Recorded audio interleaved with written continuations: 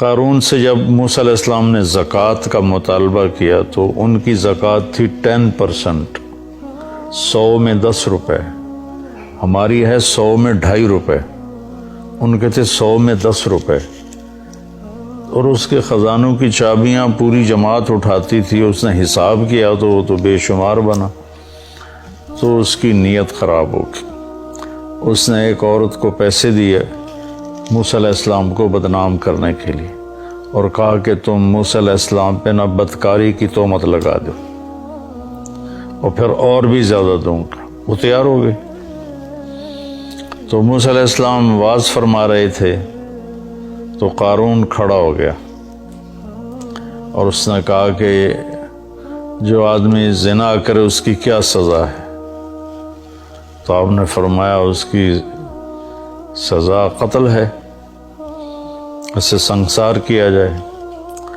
تو کہنے لگا یہ عورت کیا کہتی ہے؟ تو اس کو اس نے اٹھایا۔ اس نے جب موسیٰ علیہ السلام کے چہرے پہ نظر پڑی تو اس پہ ہیبت چھا گئی۔ تو انہوں نے فرمایا کیا کہتی ہو؟ کہا کچھ نہیں جی، اس نے مجھے پیسے دیے ہیں کہ میں آپ پہ برائی کا الزام لگاؤں۔ تو موسیٰ علیہ السلام سجدے میں گر گئے۔ تو اللہ نے فرمایا کہ جو کہے گا زمین کو تیرا حکم مانے گی۔ تو انہوں نے زمین سے کہا کہ خودی ہے، پکڑ لو اسے۔ تو اس کے پاؤں زمین میں دھنس گئے، زمین نے پکڑ لیے۔ تو قارون کو اندازہ ہو گیا میرے ساتھ کیا ہونے والا ہے۔ تو انہوں نے کہا موسیٰ مجھے معاف کر دو، غلطی ہو گئی، آئندہ نہیں کروں گا۔ موسیٰ علیہ السلام نے فرمایا اور پکڑو۔ وہ تھوڑا اور اندر چلا گیا۔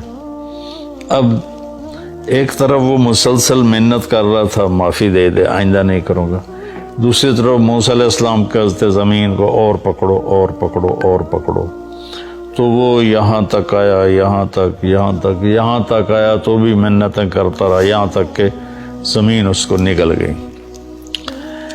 تو یہ دنیا میں واحد ایسا مجرم ہے کہ اس جیسا جرم دنیا میں کسی نے نہیں کیا کہ نبی پر بدکاری کی تہمت لگا دی۔ تو جب وہ زمین میں چلا گیا تو اللہ نے جبریل کو بھیجا اور فرمایا کہ موسیٰ سے کہو اس نے تیری اتنی منتیں کی کہ معاف کر دے، تو نے معاف نہ کیا۔ وَعِزَّتِي وَجَلَالِي لَوِ اسْتَغَاثَ بِي لَأَغَثْتُهُ، میری عزت کی قسم مجھے ایک دفعہ پکارتا میں معاف کر کے باہر کھڑا کر دیتا۔